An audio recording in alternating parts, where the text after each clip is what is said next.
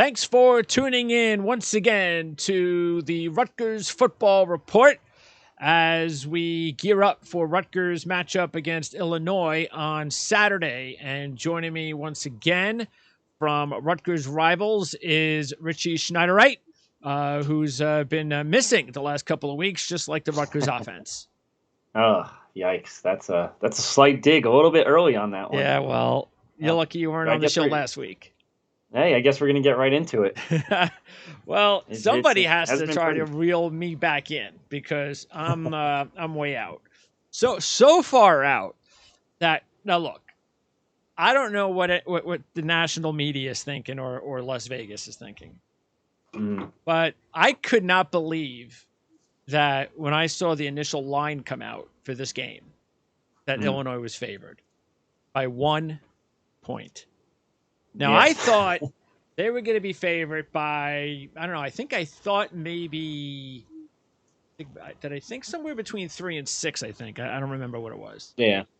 And when I saw 1, I was like, wow, now the betting public has moved the line to Rutgers 2. Didn't we just see this 2 weeks ago with Northwestern in the same situation? What are they watching? I don't know. I mean, maybe they're just thinking that this big letdown game is going to happen for Illinois. So it's not just me then. It's just this makes no sense that Rutgers is a Big Ten road favorite against a team that just beat Penn State. I know. I actually thought the same as you. I thought it'd be like, given that that 3-point bump that home teams usually get. I thought like 4.5, 5-ish around there would have been probably pretty accurate. But then it was like 1.5. I was like, what the heck? And then all of a sudden it flipped. I'm like, what the hell is going on? Yeah, when I brought this up to Ryan, now the first thing that he brought up, and I wonder if this is again the betting public or the media just not getting it, is that because Art Satowski, their so-called starting quarterback, is out. Yeah. And it's like, yeah, but Brandon Peters is every bit as bad and as Art Satowski. I mean, they're equal. They're just the same guy. So I don't get it. So maybe that's the reason. But it shouldn't be a reason. Yeah, pretty much. I mean, Peters is technically their full-blown starter, but he got injured, and that's why Sikowski came in again. Right. But, I mean, Sikowski, had 2 fumbles last week and two interceptions, I think it was, or something like that? One interception, 2 fumbles. I believe, yeah.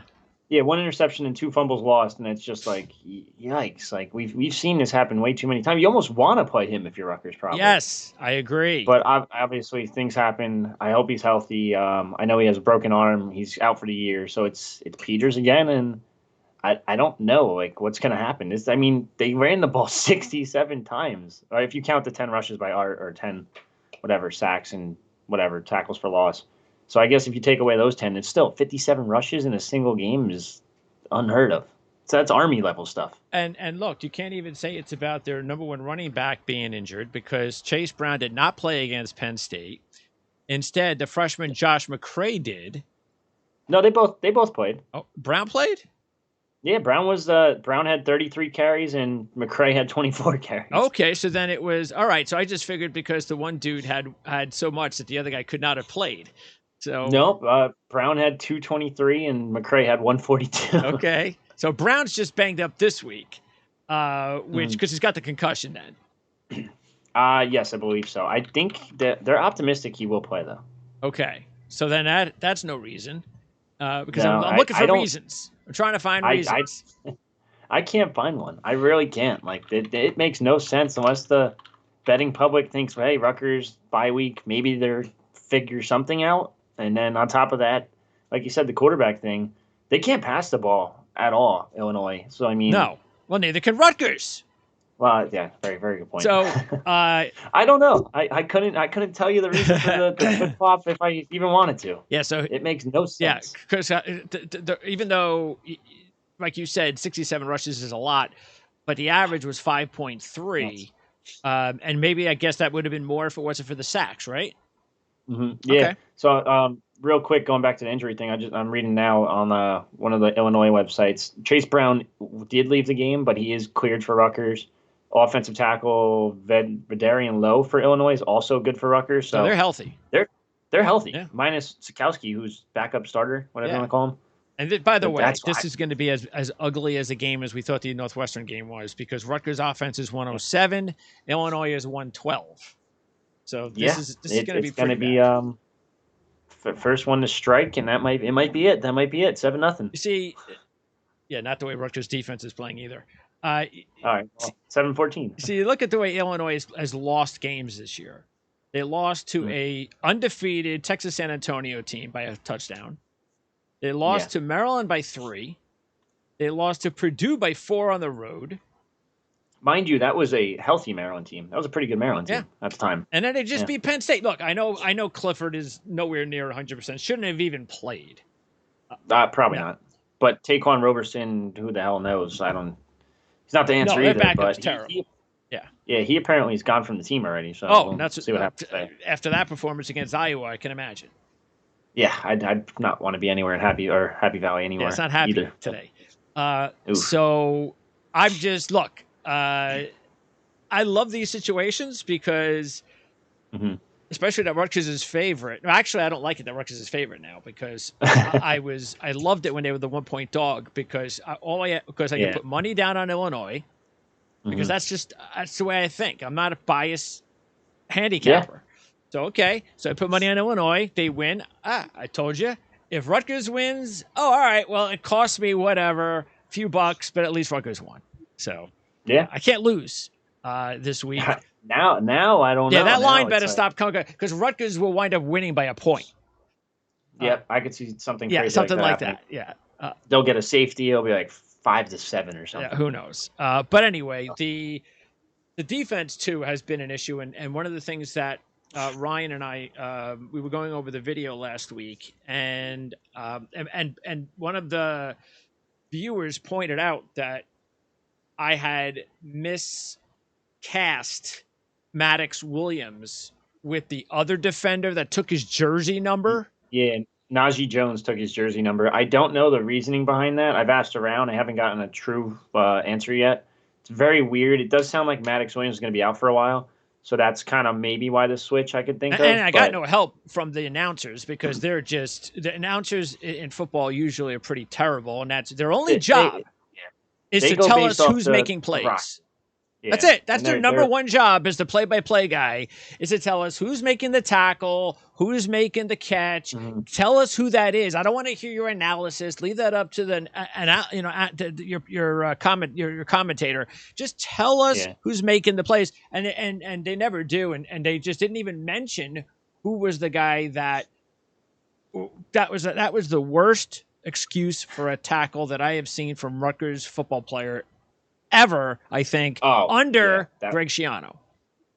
There's the Avery Young attempted tackle against Kenneth Walker a couple weeks ago. That's right up there. That's maybe just as bad. Yeah, that's Trey Avery has not had a good year. No. I'm talking Avery Young. I mean Avery Young. Okay, all right. Yeah, but that's, again, those are the two safeties that we're talking that's about. Not good. No, it's not a good sign at all. They've been struggling in defensive backs in terms of guys just struggling in general, and then also injuries and suspensions at this point. Well, Trey Avery, again, getting back, he has not played well this year. No. He's been burnt left and right. Did Renee play against Northwestern? No, he didn't. Which is surprising. Renee didn't play, and Avery Young also didn't play. And why was that? Because, again, you're not getting any help from the announcers. So why was that? Apparently, according to Schiano, I think it was during the bye week, he said it was basically just injuries. Guys are banged up a little bit. Yeah, of course, he doesn't go in depth on. We'll ask him, like, hey, what's wrong with this guy? Hey, he's got an arm. It's like, all right, well, that didn't help me. But, it is what it is. But between that and then Melton getting hurt on, the first drive, second drive, whatever it was. Against Northwestern? You mean, he got hurt after he gave up the big play? Yes. Okay. He ended up getting carted off the field, so he was done for the day. Add in the fact that you don't have your starting safety, you don't have your other starting cornerback. It's like, throw someone out there and kind of pray. Hey, but Rutgers is favorite this week. I don't know how. And we haven't even touched up on the favorite subject, and that is the quarterback situation. Look, maybe I shouldn't be surprised, but maybe I missed it. Shouldn't have one member of the media ask Coach Schiano about the quarterback situation this week? Maybe I didn't hear we it. probably should have. Nobody said, "Hey, who's your bit. quarterback this week?" It's Even though they Vedral. knew Everyone the knows. answer, but just to Yeah. ask it because, hey, coach, you got to be kidding me, right? I know the answer to this question, but seriously, who's your starter? There's just not a good enough backup that stepped up. We saw Evan Simon come in against Northwestern, which was a little shocking, first off, because we've always seen Cole Schneider as that main backup. Yeah. And we saw Simon come in, and Simon looked just as bad. It's this offensive line. You can't do anything if you're a quarterback behind it. I don't even blame Vedral. Yeah, he made some stupid passes, but at the end of the day, the guy gets, 2.5 seconds maybe? All he has to do, though, is when he does get the time, don't throw the ball up like you're punting the football. Because he could have had – he very nearly missed. I mean, look, the game ended when he threw that terrible pass in the second half, early in the second half, to Melton, who was sitting there at the 5 waiting for the ball to get to him. DB knocks it down, and they eventually don't score on that drive. If he throws the ball like a regular quarterback, it's a walk-in touchdown. So even when he has time, he has to make the plays, and he's not doing it. That's the problem, is the mixture of the offensive line being so bad, and then when the quarterback has time and he just doesn't perform well, now you know why we're not scoring any points. I think the scariest one is, too, and I hate to bring it up because I don't think there's someone better than Vedral on this team, but the fact that Bo Melton ran a beautiful route, wide open in the end zone, and it was like this close to getting overthrown. Exactly. I know you don't want to talk about it. Like, it's like, holy shit, dude, he was wide open. Like, how'd you almost miss that? And Vedral's like, he throws and he's like jumping up and down like he like made some sort of play or something. Like, dude. No, a beautiful route by Melton, but you almost just screwed it up. It's like, oh, dude, what are you doing? I know. Yeah, that was bad. And they're missing Cruikshank too on offense, so that definitely is he coming back? You think, or who knows? I'm not super optimistic on that one. It's when we asked Greg about injuries on Monday. Like I said, he doesn't say much, but we did ask if there were any guys that will be out for the rest of the season. He said no, other than Reggie Sutton, but he did kind of hint more towards that guys are going to be out for not long term, but will be out for a couple weeks. So I do think Cruikshank kind of falls in that category. Hasn't he been out for a couple of weeks? He missed, I guess technically if you count the bye week, yeah. So missing Northwestern, missed half of, who was the game before that? Michigan State. What about Youngblood? Is he only a kick returner and not a punt returner? I asked Greg about him the other day actually too, and he told from what I heard before he got the Rutgers is that he has bad hands, struggles with route running. He's not a good receiver by any means. But then I asked Greg last week during the bye week, and I posted this on our board. He said that he's a little dinged up too here and there, and he just needs to be fully healthy before contributing. So I still don't think he's going to contribute as a receiver regardless. Returning, I mean, you had a punt returner fumble a punt. That was my point. Fumble a kick. Yes. And it's just like, you got to do something. If you're going to play, that would have been the perfect opportunity to play Youngblood, but I guess he's hurt now. Yeah, supposedly. So we'll see how. Unless they don't want him to play the 4 games, over 4 games. Is that still possible? Yeah. I guess technically you could still save him and save his red shirt, and then who knows what happens after that. It all depends, because Cruikshank, I think, is only a junior technically, so he could technically come back too. So. And he probably should, because he's not. At this point, I don't even know. Like I said, if Tutu Atwell can get drafted in the 4th round, anybody can get drafted. So it's possible, but yeah, he could use another year. There's no question about that. Especially, you would think that with a better passing game with Wimsatt next year, that'll be better for him. So yeah, and I think that kind of answered a lot of questions this season. I think before the season started, a lot of people were like, "All right, we might get Vedral for a 6th year. Like, this could be great. We could keep our bridge quarterback." And it's like, now people are like, nope, Wimsatt next year. Come on, hurry it up. Well, that's what I said last year. I mean, when we talked about it early in the season, forget it. Unless Vedral plays lights out, I don't care how much eligibility he has left. There is no way Wimsatt is not the week 1 starter next year.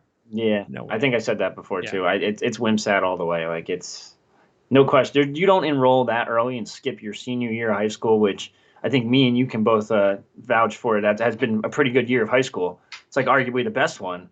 And you're going to miss it to go to college unless you're going to be the starting quarterback in the year. It's going to be interesting to see if he plays at all. I still think that, why not? And I'm not talking starting.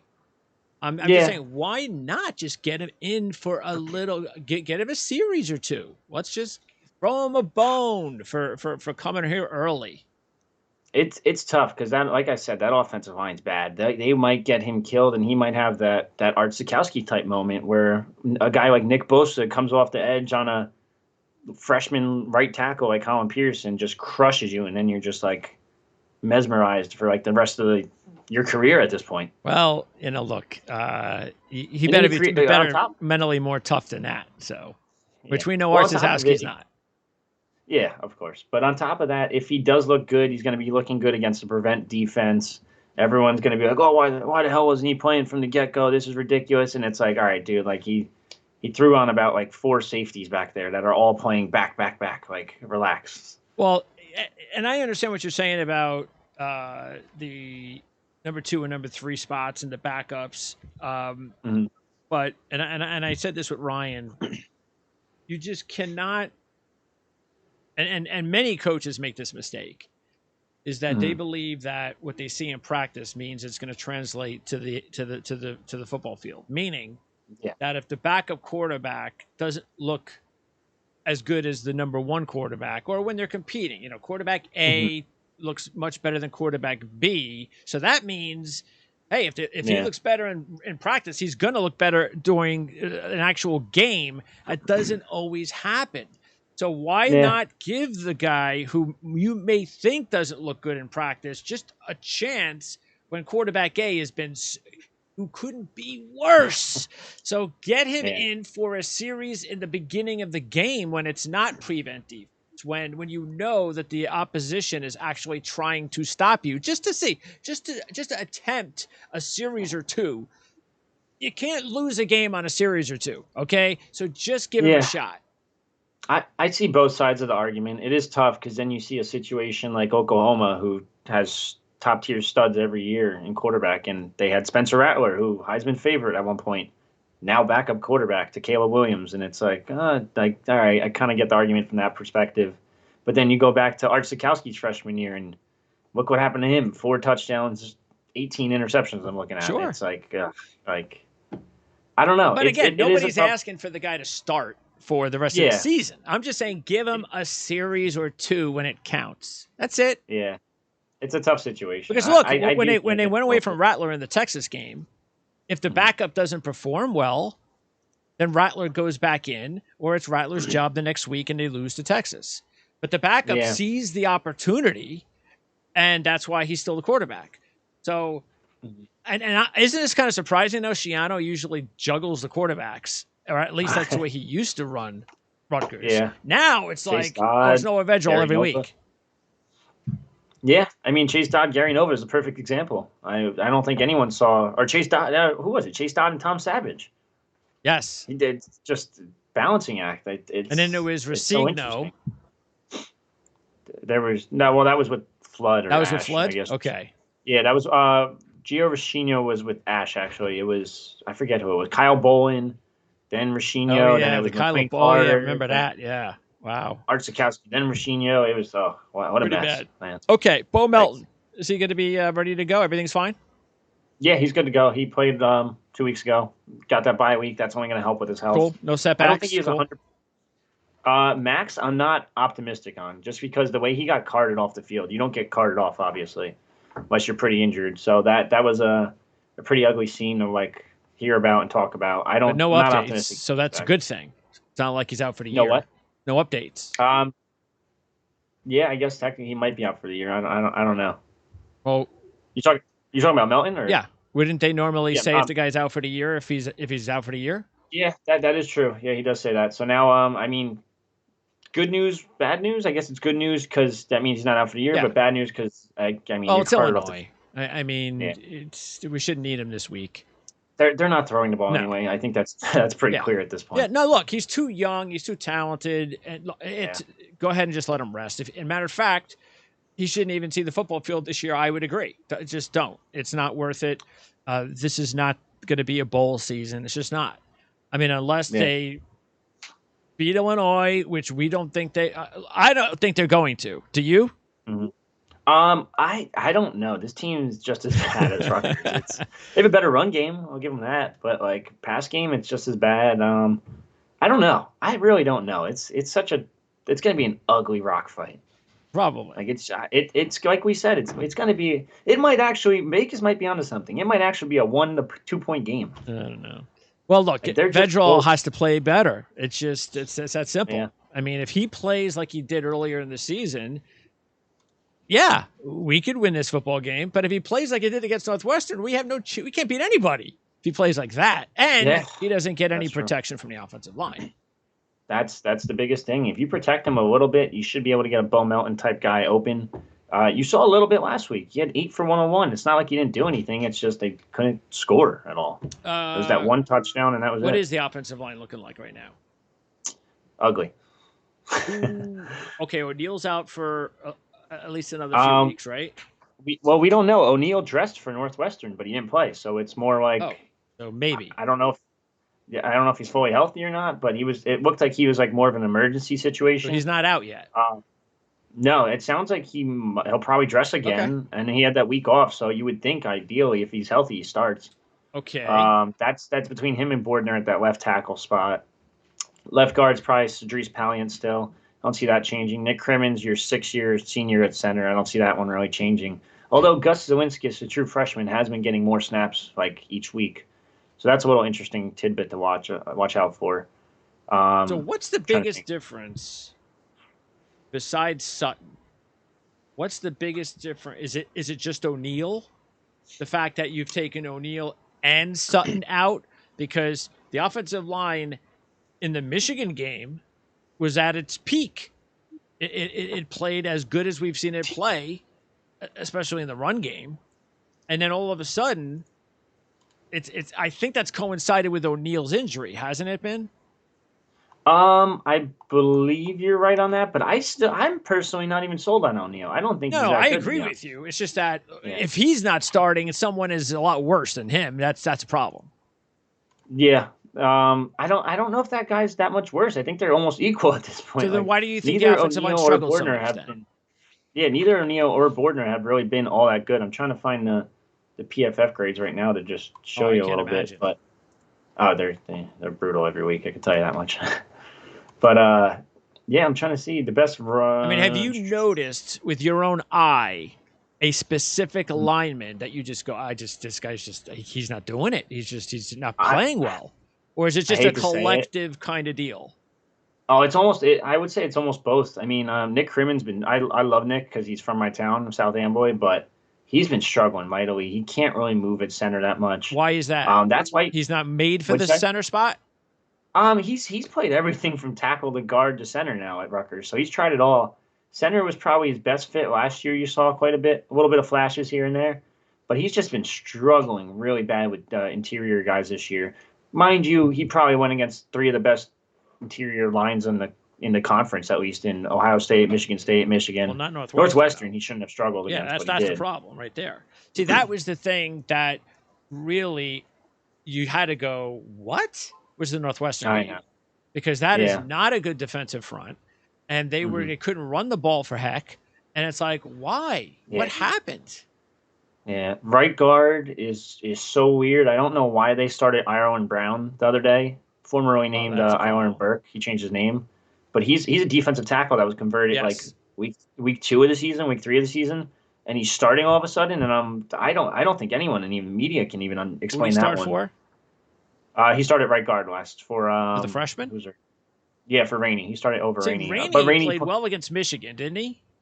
Yeah, he filled in very well. And then what happened? I think that was his first game after what was that? His first game after yes, first game.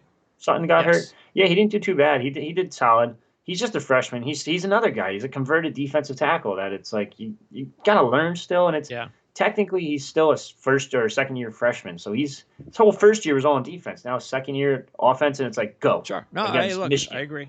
And by the way, this is the other thing, and I always try to make this a point as much as possible, especially, and I had to do it with the Jets with Sam Darnold, which is, and you can make the comparison to the great quarterbacks in the NFL. Don't you notice that when a great quarterback is playing in front of just one offensive line, that same offensive line, if he plays for an inferior quarterback, all of a sudden they're completely different. They don't look anywhere near as good. Their numbers are completely down. What happened? I thought they were a really good offensive line.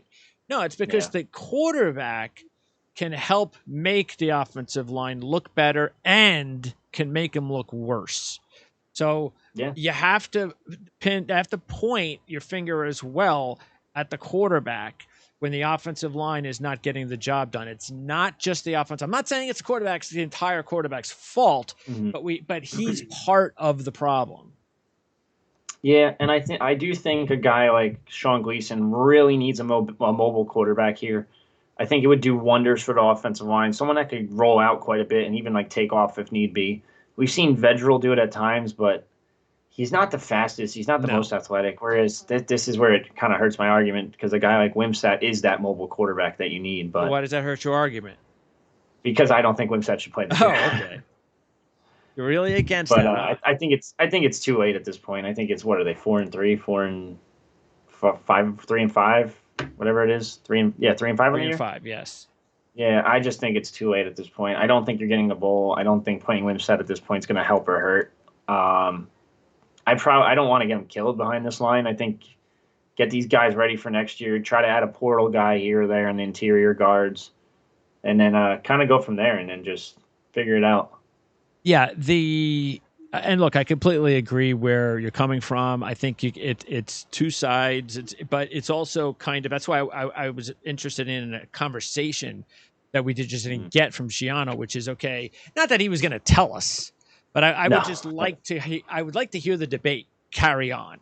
Okay, tell us a little bit why. Yes, but again, we're not going to get it. We're not going to get the answers.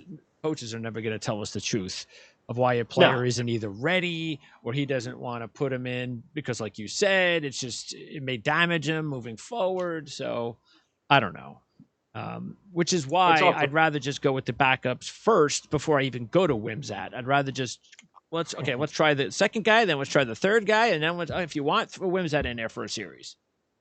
Yeah, I just don't think those 2 and 3 guys are any better. I think they might actually be a lot worse, to be honest. And that's not a knock on Schiano because these are all Ash guys at the end of the day, and I think that's a kind of a knock. Just look at what we talked about with Penn State. Yeah, I mean that guy is a backup quarterback for Penn State, and he looked like he shouldn't be the backup quarterback for Tulane. Yeah, it's rough. So it's not easy finding quarterbacks. Heck, they put in an injured Clifford last week, and look what happened. It wasn't good, and they were desperate. And that shows you how desperate they were, that they actually played Clifford in that game, and he had no right being out there. Oh, yeah, I don't But, of course, Rutgers doesn't get the luck of playing Penn State the week when Clifford is all banged up and they can't move the ball. By the time Rutgers plays Penn State, Clifford will be, back to 100% healthy, and then it'll be another ugly Rutgers-Penn State game. Yeah, late November, 4 weeks from now. Yep, yeah, that's probably accurate. I'd say that. Probably. All right, so next week is Wisconsin, right? Yep, and I don't think it gets any prettier. No, not at all. That's a Wisconsin team that, I mean, don't get me wrong. I am the biggest, I'm like the president of the Graham Mertz hater club. I think he's god-awful. He is. But this is a team that just beat Illinois 24-0. And I don't see Rutgers. That's because they're just going to run the football. That's all they're going to do. Just like Illinois is probably just going to run the football against Rutgers.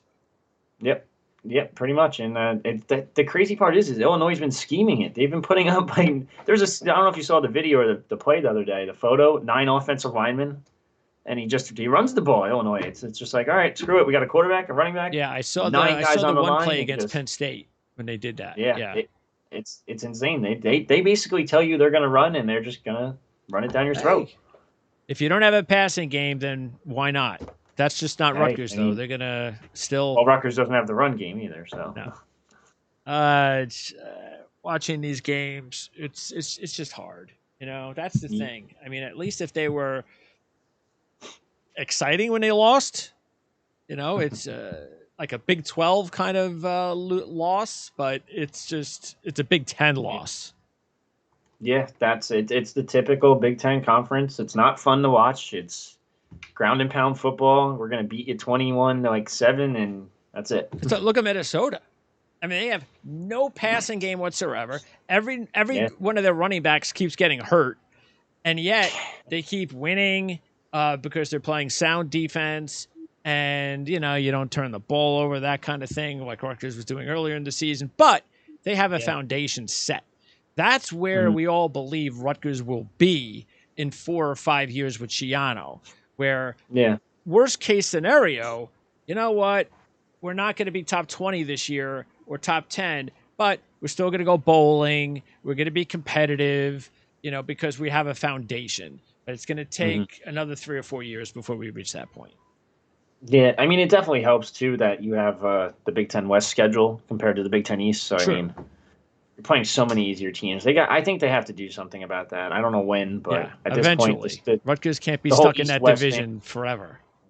Oh, it's just brutal. You'll never, honestly, I hate to say, you'll probably never win if you're Rutgers in this division. No. Between Michigan State, Ohio State, Penn State, even Indiana has a good year. Maryland has, I shouldn't say Maryland. Indiana has a good year once in a while. Sure, absolutely. It's tough. Yeah. It is tough. I agree. I hope they do. They're doing all this other alignment, changes and all sorts of weird things going on. So hopefully the Big Ten will make a change as well. And anyway, we'll see if they can at least get a win against Illinois. Because if they don't, then we know the bowl hopes are completely gone. At least if they beat Illinois, there's a shot. It's so weird to say because you never know, I guess, with Wisconsin, Indiana, and Maryland. But but if you lose to Illinois after losing to Northwestern, you are not going to beat anybody. Come on. Yeah, that Northwestern one probably hurts more than anything. Yes. That's an ugly, ugly loss. Yes. They're such a bad team. Yes. And what does that make us? Worst team. Yeah, absolutely. Well, let's just hope that, hey, you come out. Maybe they're right. Rutgers will beat Illinois, and we didn't see what they were seeing. And it was just a bad week against Northwestern. But or you make some money. Or I make some money. Yeah. Just not enough. But anyway, Richie, I appreciate it. And we'll be talking some basketball soon as well because the season starts in 2 weeks. Yep. Can't wait. Good. And Rutgers, very eager for that. They don't have like a big non-conference matchup, do they? I think there's one against Clemson, which is probably their biggest one. Play them but they don't year? have Feels like they play Clemson. They usually play Miami. Yeah, it's usually Miami for the most part, but is that the Big Ten ACC showdown? Yeah, that's going to be their big game. Other than that, I don't think they really have a. They normally don't schedule like a big time out of conference game. DePaul's the ACC Big East. They're not playing Seton Hall. That's I take it back. They are playing Seton Hall, but that's not till December 10th, 11th, 12th, something like that. Whatever that Sunday is. They're playing on a Sunday night, which don't get me started on that one. Sunday night. Yeah. Sunday Nobody night has to do anything on Monday morning. No. I know, but Sunday night in Newark, it's come on. Is that is there an NFL playoff game that night too? I didn't even think about that. I'll have that on in the background real quick. Probably, yeah. All right. Well, anyway, at least there'll be fans at the Rack, right? There'll be fans at the Rack. Yes, that's awesome. There'll be fans at the Rack. They just actually announced 2 more sellouts. I think 1, 2, 3. I'm looking. The first 3 games are all sold out. 1, 4, 5, 6. I think they have 6 sellouts on the year, 7 on the year. They're trying. They're close to selling out almost every home game. So that's great. They have a shot. Yeah, I can't wait because we both know, based on last year's team, based on the fact that pretty much everybody's back that counts, this is just going to be the best opportunity for this team to advance in the tournament. Yeah. Not just get there, but actually advance. So. Yeah. But I know we're not recording till the next week or whatever, but I do think, I'll give you a little hint. I think this team's going to be better than last year's by a long shot. How can it not be? If you bring everyone back and the young guys that you throw into the mix that are going to get better, and don't they have at least 1 or 2 good freshmen that they've added to the mix? Yeah, it's going to be a fun team. It's going to and they're gonna play fast. They're gonna play really fast. It's gonna be fun. Okay. Yeah. Well, I'm psyched. Hey, I don't know if you read the message boards, but I posted the other day. They beat Villanova in the scrimmage. Oh, scrimmage. Okay. I know. Hey, it's still Villanova at the end of the day. All right. Hey, that's okay. We're all excited, especially the way the football team has been playing. But there's much more aspirations and realistic for the basketball program this season compared to the football program. 100%. I mean, yeah, there's nothing else to be said there. Can't wait. All right, we'll talk about that in the next week or two before the season begins, and then we'll talk to you again sometime soon. Talking Rutgers football. Appreciate it as always, Richie. Yeah. And again, you're going to have the post-game show on YouTube right after the game. Yep, I'll be on YouTube. It'll be on our website. It'll link it to YouTube. We'll have everything ready to go after every game, and that's pretty much it. Appreciate it. Great job as always, Richie. We'll talk to you next time. Yep. All right, talk to you soon.